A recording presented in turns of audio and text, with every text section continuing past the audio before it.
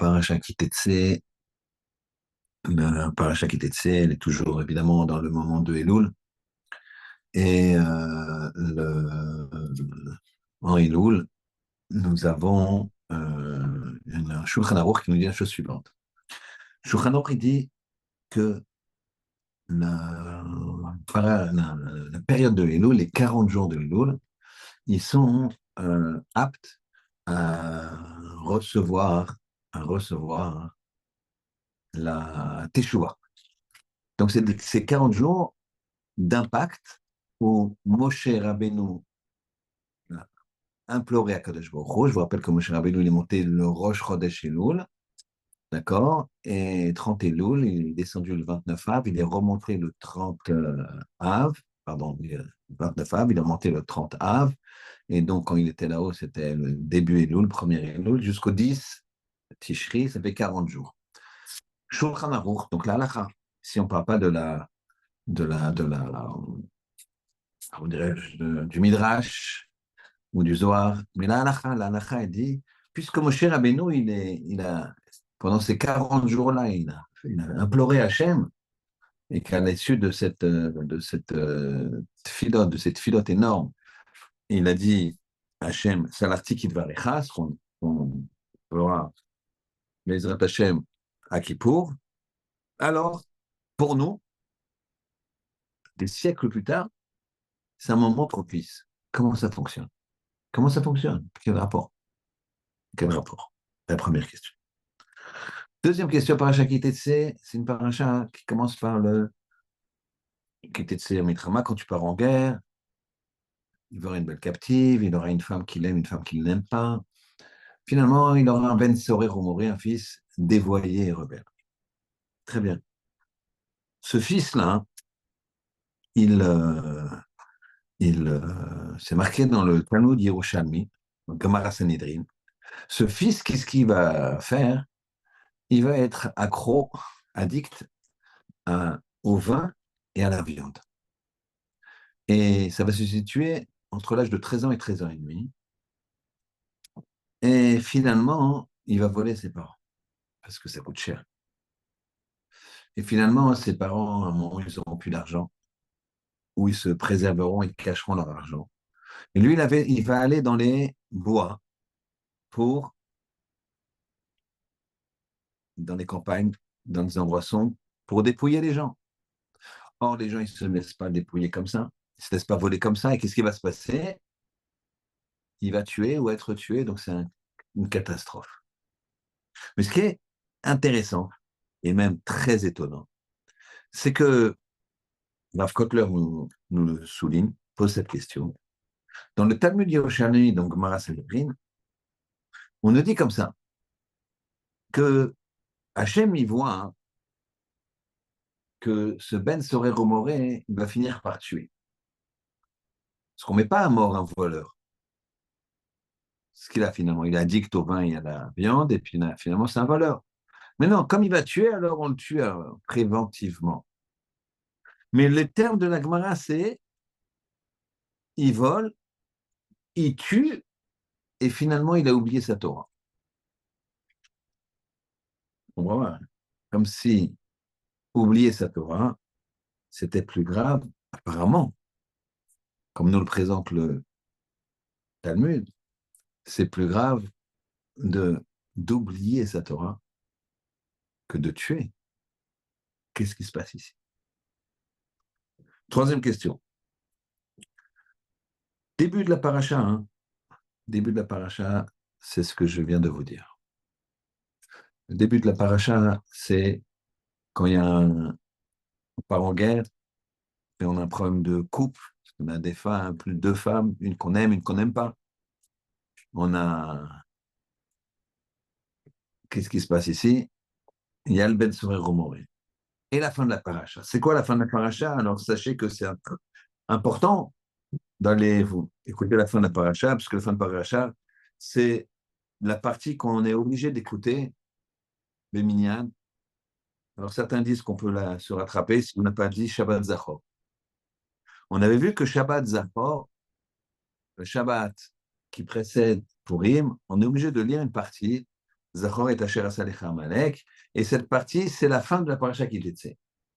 Certains disent que celui qui n'aurait pas été Yotse, ou même s'il a été Yotse, c'est une mitzvah de Horaïta, c'est une mitzvah de la Torah, pas seulement de la lire avant Pourri, mais de la lire également avant, pendant Parashat Kitetse, comme cette semaine.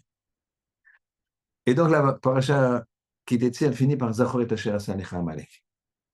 Souviens-toi de ce qu'a fait Amalek. Ça veut dire quoi? Quel est le rapport entre Amalek et le début de la paracha? Quel rapport? Il y a toujours un rapport, rappelez-vous, on fait souvent ça, entre le début et la fin de la paracha, on regarde quels sont le lien entre les deux. Donc je répète les questions. Première question, dans le Shulchan Aruch, il y a marqué que les 40 jours qui commencent de première Elul au dit Tishri, à Kippour, c'est des jours où c'est propices et on va avoir une dynamique pour faire tes chouvas, pour s'analyser, faire des introspections, grandir dans la Torah et les mitzvot. Pourquoi? Parce que Moshe Rabbeinu, il a prié à ce moment-là. Il y a plus de 2000, assez simple, 2448, et nous, on est en 5784, donc c'est à peu près 3300 ans. Donc ça fait... Comment ça se fait que cet impact-là est dur? Deuxième question, Rav Koftler nous pose la question dans le Talmud Yerushalmi, on nous dit, Chachamim et Akadosh Baruch Hu explique dans sa Torah que ce Ben Sorer Moré, puisqu'il va voler, puis il va voler, c'est très grave. Ensuite, il tue, c'est très, très, très grave, pour ça qu'on le tue. Et finalement, il va oublier sa Torah. Comment ça se fait? C'est un crescendo, voler, tuer, oublier sa Torah. Qu'est-ce qui se passe ici? Troisième question. Quel est le rapport entre les sujets du début de la paracha, qu'on a évoqué, c'est-à-dire la guerre, une femme qu'on aime, une femme qu'on n'aime pas, et Ben Sorer Moré, avec la fin de la paracha, Zecher Hashem Nechas Amalek, rappelle-toi ce qui t'a fait Amalek. Rappelle-toi ce qui t'a fait Amalek. Qu'est-ce qui t'a fait Amalek? Il t'a refroidi. Il t'a refroidi en chemin, quand tu étais en chemin, tu sors de Eretz Canaan, de Eretz Mitzrayim, et tu es libre, etc. Les nations, elles ont peur. Il y a eu les Makot, et tout d'un coup, Amalek, lui, il, se, il prend son risque, il va se faire tailler en pièces, il sait que ça va être difficile, puisque un peuple invincible avec Hachem qui est là, les nuées de gloire qui protègent au-dessus, le feu devant, le feu derrière. Les bêtes sauvages, elles s'enfuient, donc qu'est-ce que tu fais d'attaquer? Non, il veut attaquer. Quand le Midrash, il explique, c'est de la réchoute totale. C'est comme quelqu'un qui a un bain très très chaud, bouillant, personne ne doit y aller, alors le voyou, il se jette dans l'eau, il se brûle, mais quand même, il refroidit le bain bouillant.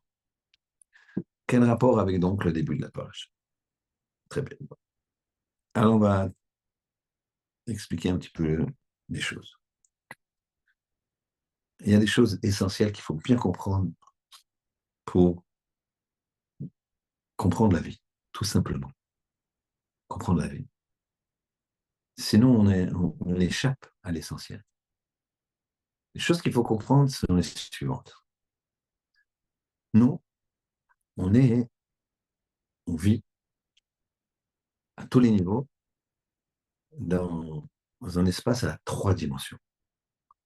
Le temps, l'espace et la matière. On a réfléchi comme ça. Le temps, l'espace, on est sur Terre, là, ici, dans un Beth Midrash. Quand, temps, espace et la matière, évidemment, on est fait essentiellement de matière. Akadosh Baruch Hu, lui, il est hors temps, hors espace, hors matière. Mais en même temps, il est partout. En même temps, il est partout. D'accord? Donc ça veut dire qu'il est en même temps dans le temps, dans l'espace, dans la matière, bien que lui, il soit ni temps, ni espace, ni matière. Donc c'est ça le lien qu'il fait avec nous, c'est qu'il est partout, mais lui, il n'a rien à voir avec l'espace, le temps, la matière, et pourtant, c'est lui, tout ce qui existe, c'est lui. Alors comment ça fonctionne? Comment on peut faire un kécher avec le Ribbon Shalom? Il vient d'où ce kécher, ce lien avec Hachem, qui est temps, espace, matière, puisque lui, il n'est pas dans le temps, l'espace, la matière. Comment se manque? Comment on peut faire ce lien-là, dans l'espace, dans le temps, dans la matière? On va expliquer un petit peu. D'abord, on va répondre à la première question. La première question, c'était Shulchan Aruch, règle absolue. Puisque Moshe, il a plaidé la cause du clan Israël 40 jours, mois d'Elul plus 10 jours de Tishri, eh bien, ce sont des jours propices.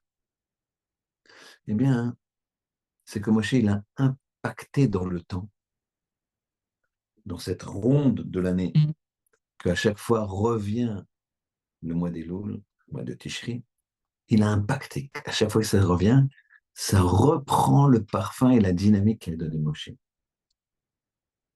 C'est tellement fort ce qu'il a fait Moshe que maintenant le mois d'Elul, il est comme ça. Chacun sent. Les choules, elles ont là, il y a un mois, les choules, c'était des problèmes pour Minyan, etc. Non, maintenant, tu viens le matin à 6 heures, c'est plein partout. Ils sont Michael, Kamora, ils sont les Slichot, on est quand même loin de Rosh Hashanah.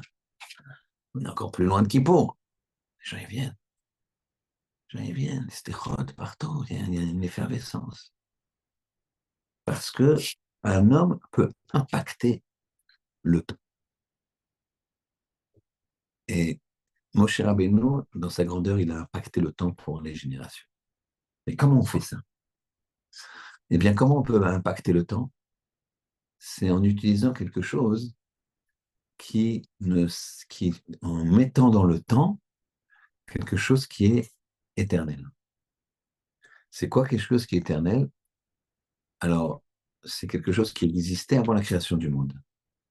Et une des choses qui existait avant la création du monde et qui a permis de créer le monde, c'est avec ça que Hachem a créé le monde, c'est la Torah. C'est-à-dire qu'avec la Torah de Moshe Rabbeinu, puisque c'était l'enjeu, c'était la Torah, eh bien, il est arrivé à contrôler le temps. La preuve, c'est que lui, il est monté 40 jours et 40 nuits, 3 fois de suite. Là, c'était la dernière fois. Comment un homme peut monter 40 jours et 40 nuits s'il ne maîtrise pas le temps par rapport à son organisme? S'il ne maîtrise pas la matière par rapport à son organisme? Donc, c'est ça le principe. C'est que la Torah, elle te permet d'être dans une autre dimension. Maintenant, on comprend. On va répondre à la deuxième question. Le Ben Sorero Moré, nous dit le Talmud dans Sanhedrin, nous dit c'est grave ce qu'il a fait. Il vole. Donc, on sait que Hachem, il sait que il va tuer. Et malheureusement, il va oublier sa Torah. Ah, donc vaut mieux le tuer.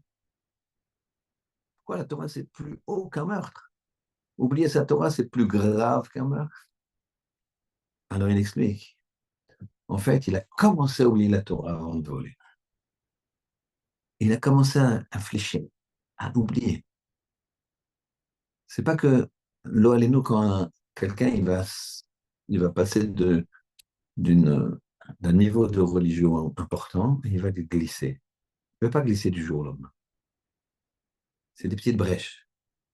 Petites brèches, il oublie un peu sa Torah, puis voilà, la kippa elle devient plus petite. Petit, il fait chaud. Petit. Puis là, la kippa, on court, machin, tout ça, elle saute aussi. Doucement, doucement, doucement, doucement, doucement. Il ne va pas manger du cochon comme ça du jour au lendemain. Il va manger et finalement un fish burger McDo. Puis après, il dit, bon, un fish burger, je peux mettre un petit coup. hamburger, et puis après, tac, tac, finalement, ils mangent du cochon, ils mangent ce que vous voulez. C'est qu'au départ, il y a une brèche.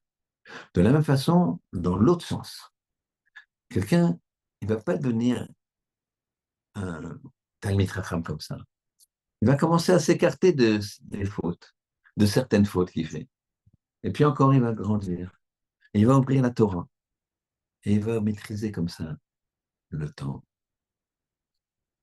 Et c'est ça le principe. La même chose dans l'espace, pour l'espace. Il y a une fois une femme qui était, c'est une histoire qu'elle a racontée elle-même, cette femme, une femme qui n'était pas religieuse, pire que ça, elle n'aime pas les religieux. Ouais, aux États-Unis. Voilà que,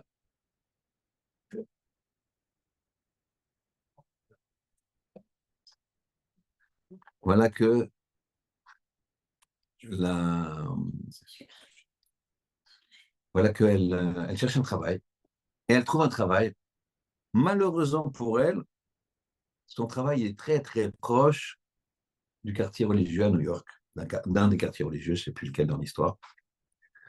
Elle se dit, bon, je vais trouver un appartement à louer à côté, mais je vais essayer de ne pas le trouver dans le quartier religieux. Malheureusement pour elle, elle ne trouve pas. Finalement, elle voit une annonce qui lui plaît, appartement refait à neuf, etc. Elle regarde l'adresse, le quartier religieux, et elle dit, bon, pas grave, hein, je rentre, je sors, de toute façon, moi je travaille beaucoup aux États-Unis, et ça, euh, time is money, donc money is time, donc le temps on passe à bosser.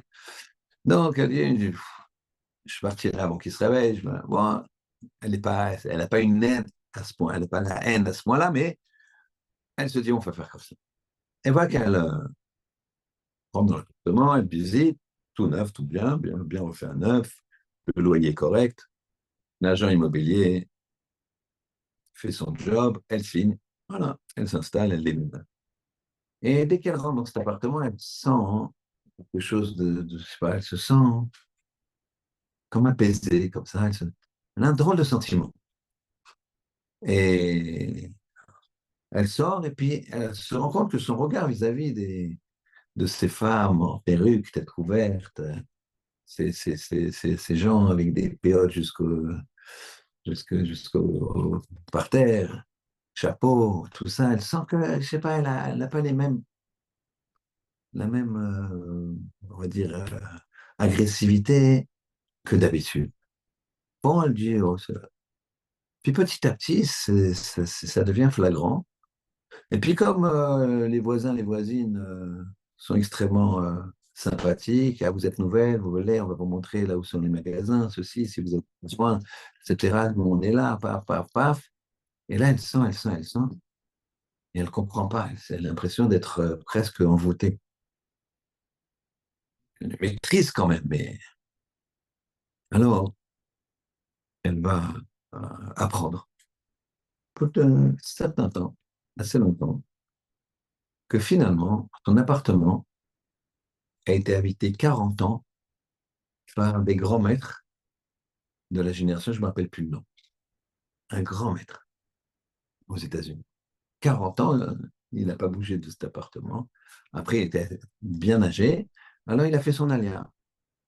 Et donc, l'agent s'y sont venus, le propriétaire, il a fait des travaux, et il a refait un neuf, et puis voilà, parce que 40 ans, puis le même appartement, ça devait faire un rafraîchissement. Et donc, elle a dit elle-même, elle écrit qu'elle a senti, dès qu'elle est arrivée dans cet appartement, qu'il y avait quelque chose, une perception. Et c'est là où on voit que la Torah, elle maîtrise aussi l'espace. Il y a une odeur. Alors malheureusement, hein, les choses sales aussi, elles laissent une odeur. Si vous entrez dans un lieu mal famé, vous verrez, même s'il n'y a rien, vous allez, normalement, vous allez dire, bah, je ne sens pas l'histoire. Je ne sens pas. Ça, ça c'est la puissance de la Torah. C'est-à-dire que la Torah a un impact dans le temps, dans l'espace et dans la matière. Alors on va regarder un petit peu comment ça fonctionne. Et c'est ça notre lien avec Akadosh Baruch Hu. C'est que puisque avec la Torah, tu maîtrises le temps, la matière et l'espace, ça veut dire que tu le mets au-dessous de toi, tu maîtrises. Donc tu te rapproches d'Hachem qui est hors temps, hors matière, hors espace. Tu deviens un peu indépendant de la matière et de l'espace et du temps. Tu deviens un petit peu indépendant. Et certains beaucoup. Moi, je suis Rabbeinu beaucoup.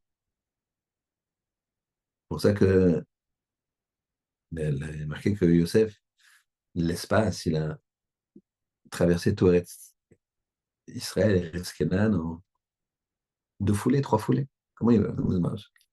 Il court très vite comme ça. Non, il a maîtrisé l'espace.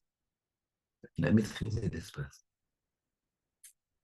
On a raconté plusieurs fois que Rabbi Yehuda ben Baba, il a voulu protéger ses talmidim, les talmidim pour lesquels il a fait de la smicha. Et donc, il a bloqué la route par rapport aux patrouilles romaines. C'est marqué qu'ils lui ont percé de 400 coups de javelot, de flèches et de lances. Mais il n'a pas bougé. Il n'a pas bougé. Il a maîtrisé la matière. C'est pas qu'il a fait ah, oui, ah, non, rien. Rien ne se passe. À un moment, la Neshama, elle s'est élevée. Et nos maîtres, ils disent que c'est pas qu'il est mort. Pas une flèche qui finalement lui a percé le cœur. Pas du tout. La mort, c'est quand la Neshama, elle s'en va du corps. C'est pas quand le cœur, il s'arrête. C'est pas quand le cerveau ne marche plus. C'est quand la Neshama, elle s'en va du cœur. La preuve, c'est que des fois, les gens, ils sont morts et tout d'un coup, ils sont vivants. Comment ça marche? Plus d'une histoire. Dans ce shiurim-là, j'ai raconté comment celui de quelqu'un qui, dans les braques, je ne vais pas la raconter, mais juste la fin. Il lui a dit qu'il était cliniquement mort. Finalement, le stapler, il a dit, il n'est pas mort. J'ai prié pour lui, il n'est pas mort. Allez voir. Ils ont été dans la morgue, il bougeait. Et il a pris son acte de décès, ça va venir, je crois que maintenant il est niftar. Vraiment, ça fait longtemps cette histoire, du stapler. Et il avait accroché à la porte d'entrée de sa maison son certificat de décès. Quand il sortait, il voulait se rappeler. Il voulait se rappeler que Hachem lui avait donné la vie. Il voulait se rappeler. Nous, on devrait faire ça. C'est vrai que nous, on devrait mettre sur la porte de sa maison, quand on sort le matin, on devrait dire encore un jour. On devrait mettre ça. Nous, quand on sort le matin, on dit bah, je suis pas content, j'ai un peu mal au crâne par rapport à hier. Tu dis pas ça, tu dis je suis en vie par rapport à hier. Encore un jour. Malheureusement, on n'a pas les bonnes valeurs. Alors, même quand lui, il est passé par ça, il a montré son acte de décès, alors il a accroché comme ça. Là, il le voit, il sait ce que c'est. Mais c'est comme ça qu'on maîtrise le temps, c'est comme ça qu'on maîtrise la matière, qu'on maîtrise l'espace. C'est en étudiant la Torah. C'est pour ça que le Ben Sorer Moré, qu'est-ce qui l'a amené à être exécuté? C'est parce qu'il a commencé par oublier la Torah. Ça l'a fait voler, mourir, et finalement, il a tout oublié. Et ça, c'est le plus grave. Si tu n'oublies pas, t'as sur quoi te poser, te reposer, attraper dans la chute. T'as un filet. Mais si tu oublies la Torah, si t'es pas accroché à la Torah, il n'y a rien. Tu peux rien faire. Pourquoi? Parce qu'il y a marqué comme ça, Hachem, il a envoyé un Yetzirah. Il a envoyé une tendance négative, qui nous fait aimer la femme de l'autre, la moto de l'autre, ce que vous voulez, à envier. On veut manger tout le temps, on veut profiter, on veut tout le temps le meilleur, etc., etc. On s'en fiche de la vérité pour peu qu'on soit devant nous, etc., etc., etc. C'est le Yetzirah qui pousse tout le monde à faire ça. Celui qui dit non, moi je suis parfait, c'est faux. C'est faux. On a tous une tendance à envier, quoi. Alors comment on fait? Et c'est Hachem qui a envoyé. Hachem, il dit, Yetzirah, vas-y, attaque. Alors Hachem, il a dit, mais bon, je vous envoie quelqu'un de très fort contre vous, mais je vous envoie un tablier, je vous envoie une armure, je vous envoie une capacité, une possibilité de vous défendre. C'est quoi? Torah. Avec la Torah, Rabotai, on a tout. Sans la Torah, on n'a rien. Sachez-le. On ne comprend pas sa droite de sa gauche. On ne comprend pas où on va, comment on va. On est maîtrisé par le temps, l'espace et la matière. C'est ce qu'elle dit ici. Le rapport entre le début et la fin de la paracha, c'est le suivant. D'abord, on va raconter un événement qui s'est passé avec David Amelech. Pour vous montrer comment la Torah, elle fait réfléchir droit et elle empêche de faire des erreurs. David Amelech, Tzadik, Moreno, Adonenu, David Malken, il a une vie très dure, très très dure, plein d'histoires. Et à la fin de sa vie, une histoire, une des plus tristes, plus difficiles pour un père, c'est que son propre fils, il veut le tuer. Il veut le tuer. Et il se rebelle, avec une grande partie du clan Israël qui se laisse tromper, et il poursuit son père. Il veut tuer David.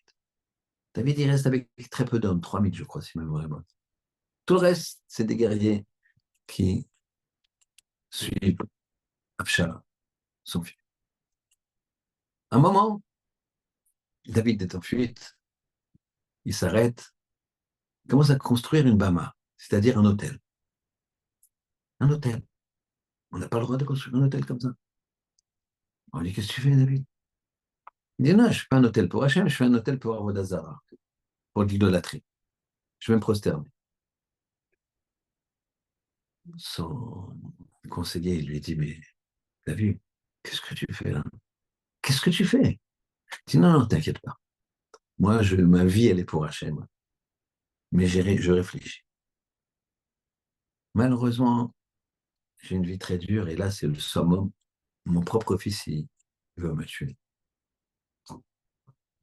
Et donc, je pense que les gens, ils vont dire la chose suivante. Et c'est un chilul Hachem.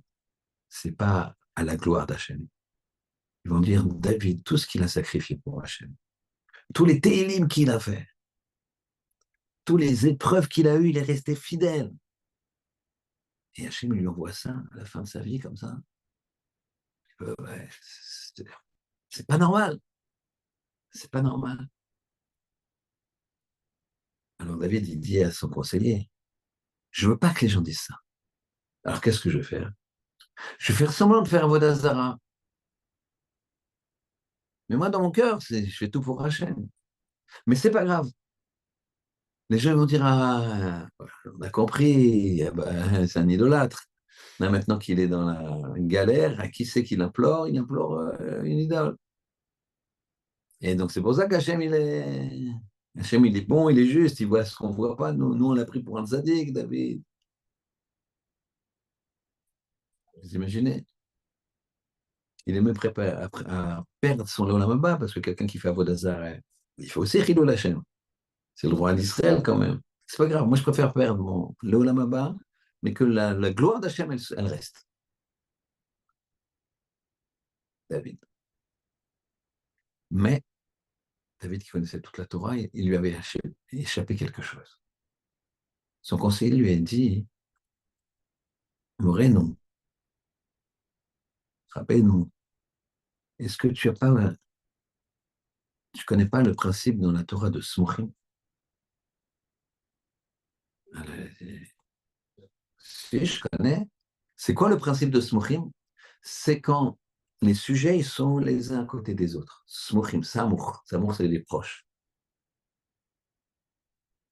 Sommer, ça veut dire même compter sur, s'appuyer.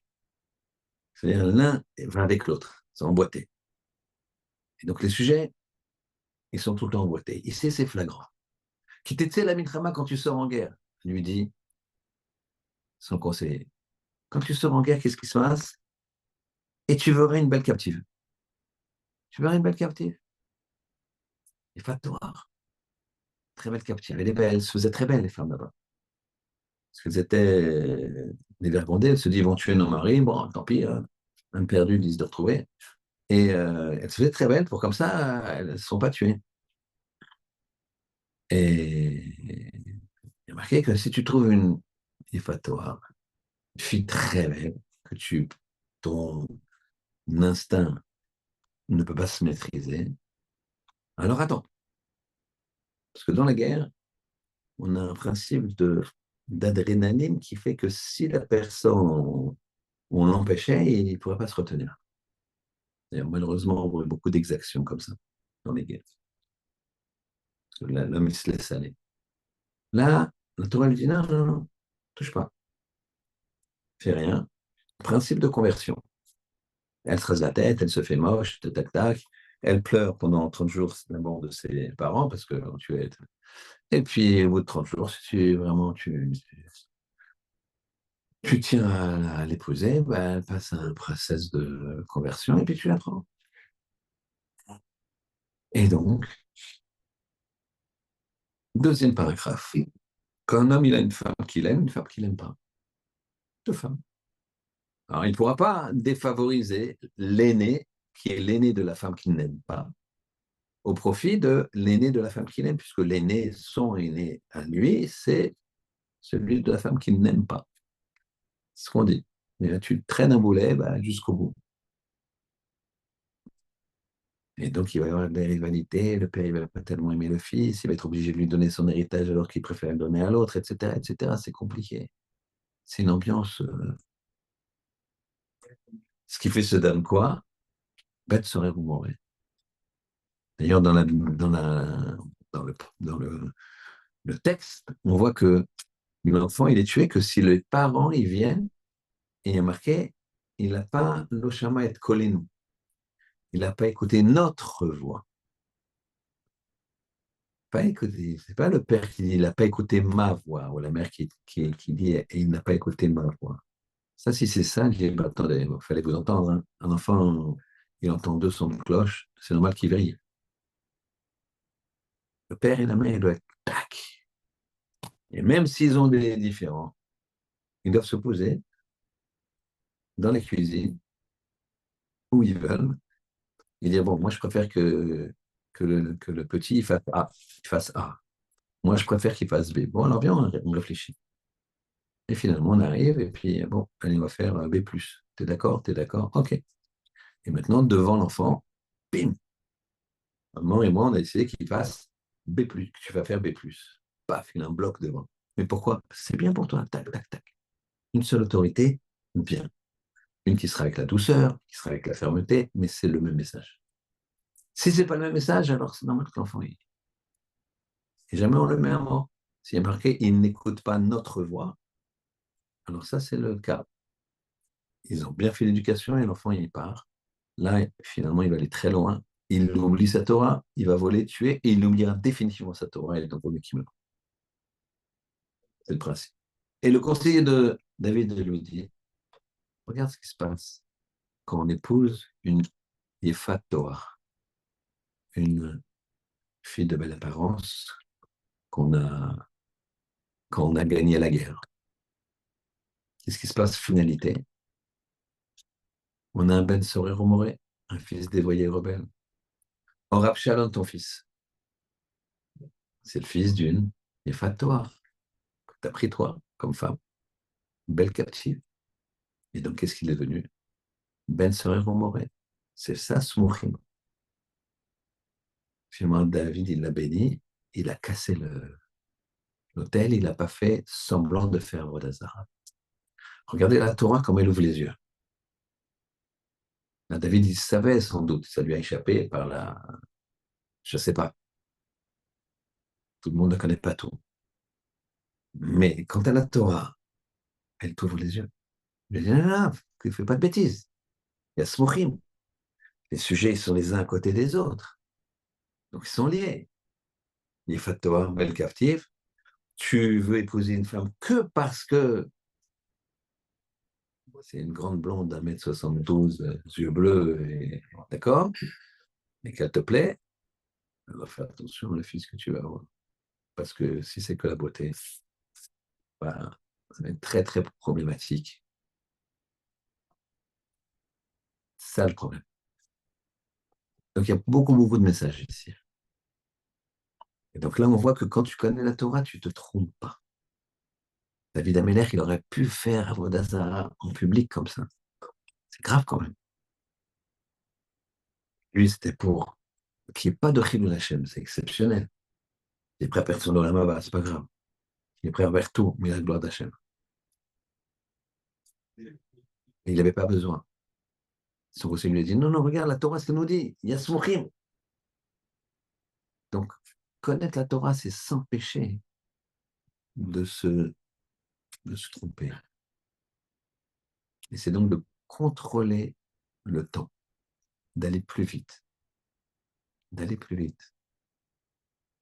Quand quelqu'un, il étudie la Torah, il contrôle également le temps. On a vu qu'il contrôle l'espace, contrôle l'espace, il donne dans un endroit une énergie. Et dans un Beth Midrash, les gens ils viennent comme ça. Nous, on a un Beth Midrash au Saint-Didier. Moi, je suis à l'entrée du Beth Midrash, pour ceux qui me connaissent.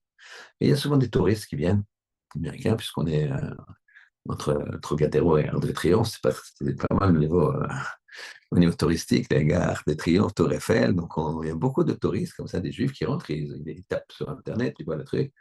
Ils rentrent comme ça. Il y a quelqu'un qui rentrait comme ça, c'était un touriste belge. Pas du tout religieux, mais c'était pour Shabbat. Il cherchait un truc pour Shabbat, il n'est pas religieux du tout, il n'était même pas Shabbat, mais il cherchait quand même à venir prier le matin.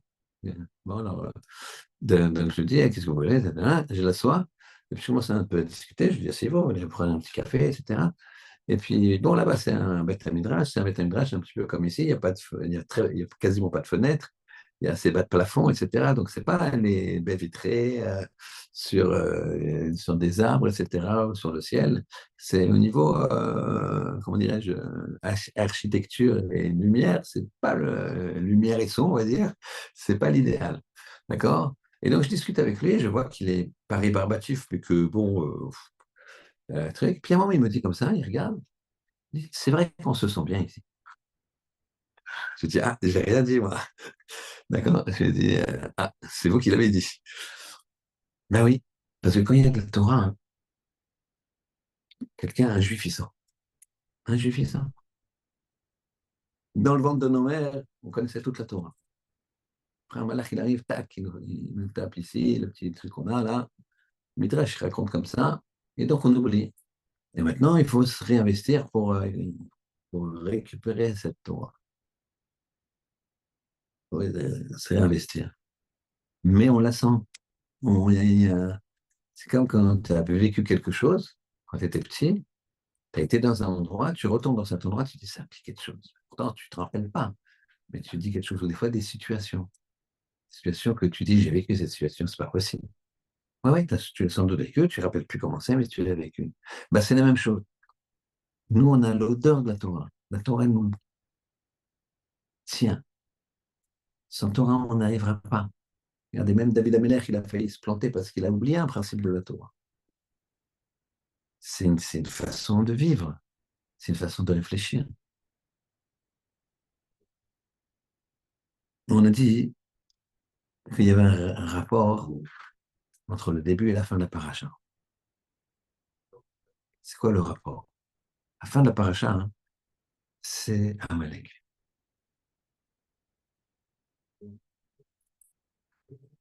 La mitzvah de se rappeler d'Amalek.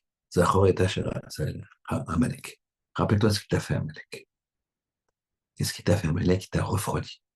Il t'a refroidi. Comme on a expliqué au début du shiur, il t'a refroidi en rentrant, ce voyou qui rentre, il s'est bouillante, mais au moins il a refroidi la baignoire. Chassidoute, notamment Breslev, ils disent comme ça, il est interdit d'être vieux. Interdit d'être vieux. Ah, pas très sympa, parce que de toute façon, Bezrat Hachem, on y vient tous. Il faut espérer y venir, avoir une longue vie. Hein. comme quand on sort le matin, plus un, encore un jour, Hashem, jusqu'à 120 ans en bonne santé mentale et physique, surtout dans la Torah et la Gdusha. Alors ça veut dire quoi? Il est interdit de Dieu, qu'est-ce que tu me veux? Je ne maîtrise même pas, moi. Le temps, il passe. Elle ne peut pas dire ça, là. Cette phrase de Chassidut, il interdit de Dieu. Elle dit, il interdit d'arrêter d'être enthousiaste, d'arrêter d'être simcha. La simcha, c'est être enthousiaste. Je ne parle pas d'une simcha, tu bois et ça a été content. Ça, c'est rien. Ça, c'est factice. La simcha, tu n'as pas besoin de ça. Tu n'as pas besoin d'alcool. Tu n'as pas besoin de. D'accord? Pas besoin de choses superficielles. Les gens, ils disent, ouais, je suis bien. Hein. Non, t'es pas bien. C'est superficiel. Superficiel, c'est pas, ça te fait tourner la tête. Au contraire, ça t'empêche de réfléchir. La simcha, c'est quand tu es conscient, tu réfléchis. Tu vois que ta vie, elle avance. Tu vois que tu touches quelque chose. Tu vois que c'est un progrès. C'est Bessimra. Bessimra. C'est pour ça que dans le rapport humain, il faut toujours, quand on est éducateur, quand on est père, quand on est ami, toujours dire à l'autre, ouais, c'est bien, t'as réussi. C'est-à-dire, j'ai 6. Ouais, mais l'examen de la semaine dernière, t'as eu 4. Et donc, t'as 6. T'as 2 points de plus. C'est bien. Que de lui dire, bon, faisons 4, 6. Tellement loin de la moyenne que. Non. Ah, c'est bien, t'as fait un progrès. Ah, ça arrive. T'as fait un pas. Ben là, ça motive. Ça motive. Alors, prenez quelqu'un qui étudie la Torah. Quand il découvre quelque chose, ah, il est content. Vous sortez d'un cours, si vous me dites, ouais, j'ai l'impression que j'ai perdu mon temps, je ne vous crois pas. Bon, sauf si j'ai été nul, d'accord? Ça peut arriver, d'accord? Mais normalement, quand un cours de Torah, tu sors, tu es content. Ça n'existe pas, j'ai perdu mon temps. Par contre, si tu regardes 3 séries de je ne sais pas quoi en même temps, ça m'étonnerait que tu sois content. Tu regardes l'heure, il est 18 heures, tu dis, ah, à 23 heures, tu as regardé ça, tu as mal au crâne, truc, tu n'as rien fait de ta vie, tu as des devoirs à faire si tu es étudiant, tu as des trucs, tu t'es pas occupé de ta mère qui tu devais l'appeler, des trucs, chacun ses problèmes, de tes enfants, chacun son truc. Ça m'étonnerait que tu sautes de joie. Ça m'étonnerait. Tu as brûlé ton temps, tu as perdu ton temps. Quelqu'un qui fait de la Torah, qui fait du spirituel, et ça c'est normal, c'est presque mécanique. Pourquoi? Parce que on est fait de matière, ça, et on est fait d'une neshama, de spiritualité. Cette neshama, c'est une partie divine. Cette partie divine, pour la nourrir, entre guillemets, c'est Torah, c'est de la spiritualité. Donc, vous verrez très, très, très rarement, je vous dis la vérité, j'en ai jamais vu. J'en ai jamais vu. Ça doit exister peut-être, mais j'en ai jamais vu un Talmid Chacham déprimé. J'en ai jamais vu. Jamais. J'ai vu qui avait mal, parce que les douleurs, la vieillesse, ce que tu veux, mais qui finalement, quand il étudiait, j'ai eu plusieurs fois des personnes extrêmement éprouvées par la vie, je pense à un rêve particulier, extrêmement éprouvées à tous les niveaux, la santé, tout, que quand il arrivait, il marchait pour s'asseoir à sa table et d'Ichion, tu voyais tous les malheurs du monde sur sa tête. Vraiment, tendait le cœur. Il ouvrait la Gemara. Alors, tu comprends, bah, ce qu'il dit. Non, mais t'as compris. Oh, bravo, c'est exactement ça. Ah, Razak. Mais alors, tu vas voir le truc le mieux. Tac. Puis même, on appuyait sur un bouton. Que sur un bouton, une vache qui rit, vache qui pleure, ou je sais pas quoi. D'accord? Ben, c'est ça. La Torah, c'est ça. Parce que là, tu vis ta vie. Quand tu es dans ton problème, tu ne vis pas ta vie. Quand tu vis la Torah, tu vis ta vie. Tu es au-delà de ton problème. Donc, tu es au-delà du temps. Le problème, c'est quoi? Le problème, c'est un moment dans ta vie qui est dur. On est d'accord? Regardez, on a tous eu des moments durs et ils sont loin maintenant. Donc, si tu réfléchis, ce moment-là, il va passer, même si c'est présentement, au présent maintenant que c'est dur. Mais sache que tu sais très bien que ça va passer. Ça ne va pas être dur tout le temps, ça tourne. Donc, si maintenant tu t'élèves au-dessus du temps, tu arrives à te dire, ça va passer, tu t'investis dans Torah, donc ta tête, elle est prise ailleurs, eh bien, tu es au-dessus du temps. Tu as mis ce temps-là présent qui est dur, de l'autre côté, tu n'as pas vu le temps passer. D'où l'expression, je n'ai pas vu le temps passer. Donc, tu as maîtrisé le temps. Le temps est passé, mais je ne lui ai pas donné à ce temps l'amertume que j'aurais dû lui donner. J'ai maîtrisé le temps et je lui ai donné un temps de bonheur. Grâce à quoi? La spiritualité et la Torah. Faites l'expérience. C'est humain. Quand, à partir du moment où ta tête, elle part dans autre chose et que tu es concentré et que tu... Eh bien, déjà, tu pondères. Et quand c'est Torah, que ta Neshama, elle dit, oh, elle respire mieux, elle commence à se... Alors là, c'est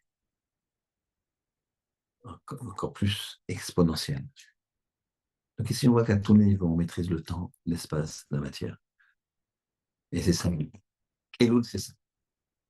Elul, c'est le moment où je peux maîtriser ces trois éléments-là. Pourquoi?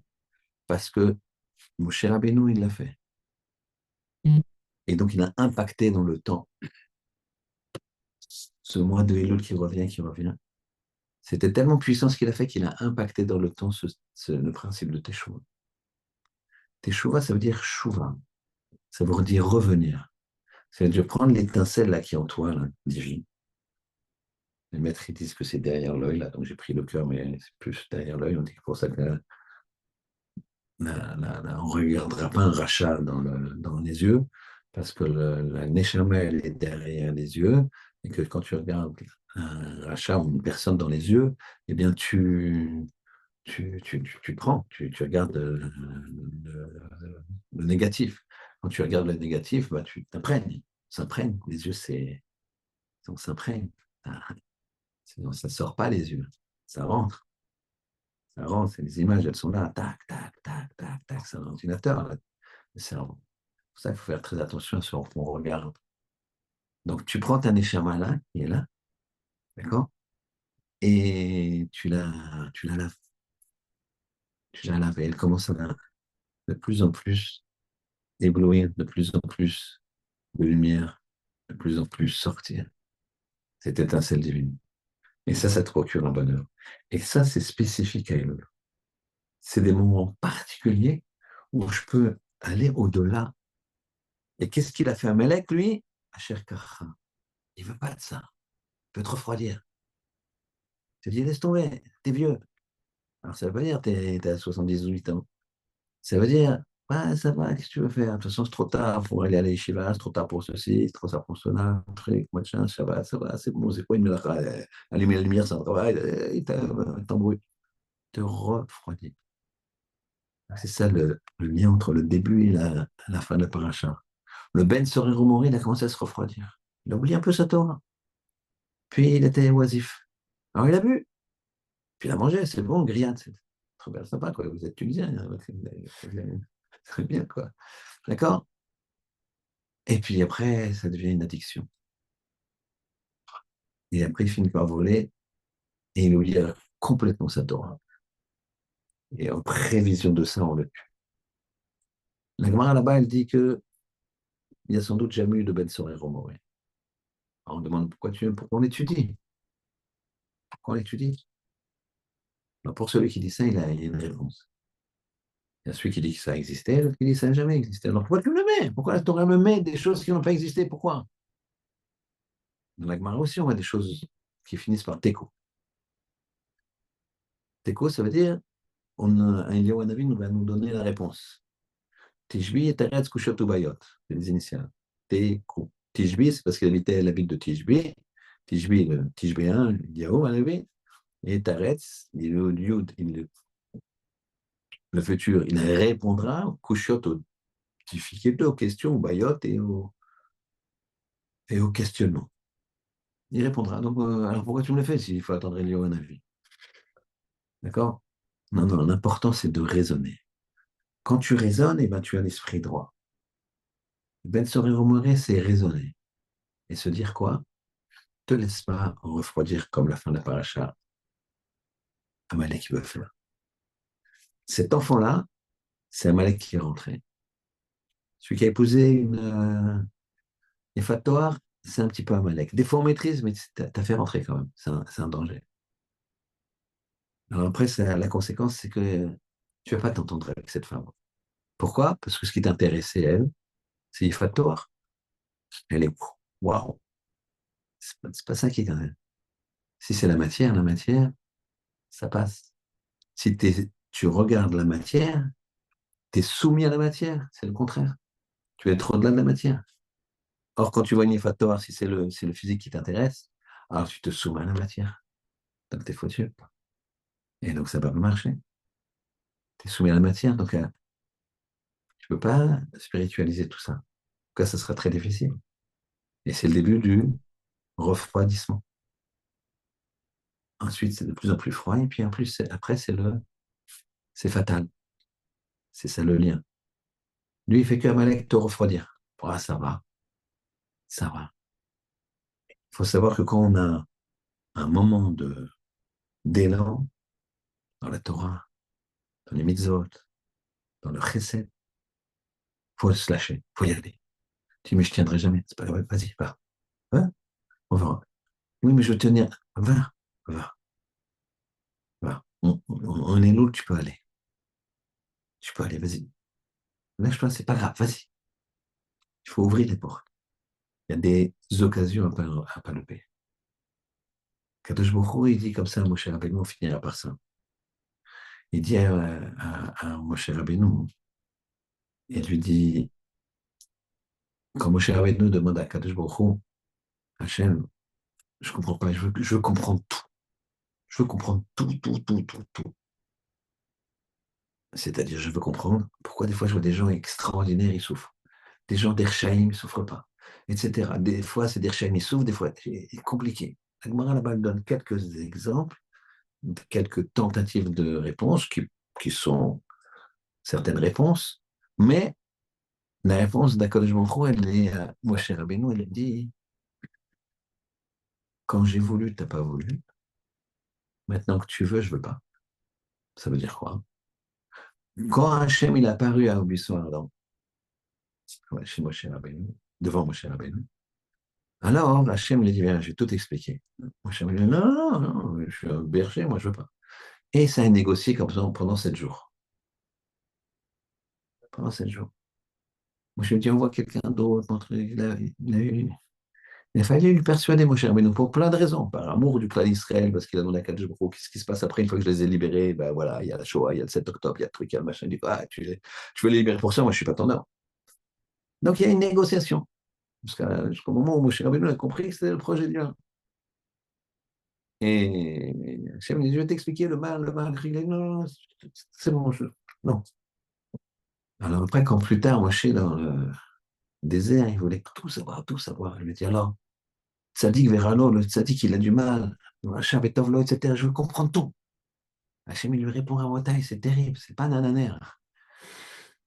Quand j'ai voulu dans le buisson ardent, t'as pas voulu. Maintenant que tu veux, c'est moi qui veux pas. C'est quoi ce Yesod? C'est pas un nananer, comme j'ai dit. On parle du Rebbe Shalom, de Moshe Rabbeinu. Je préserve qu'Hachem n'a pas besoin d'avoir fait. C'est pas ça, c'est très, très, très profond. C'est une image pour nous-mêmes. Quand je vois, oui, il envoie là. Viens, viens, viens. Il est là, il te touche la main là.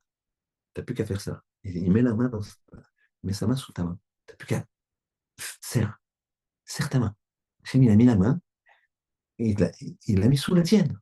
T'as plus qu'à serrer et il te prend. Serre juste. T'as pas serré. Tu l'as pas prise. La prochaine fois, ce sera comme ça. l'effort que tu fais, il va être plus grand. Tu dois, hop, là non plus, tu n'as pas fait. Alors, ça serait comme ça. Et là, l'effort, c'est, hop, etc., etc. C'est un message pour nous dire, il y a des moments propices. Là, c'est Elul, les slichot, chauffard. On a de la chance. D'habitude, Elul, ça commence au mois d'août.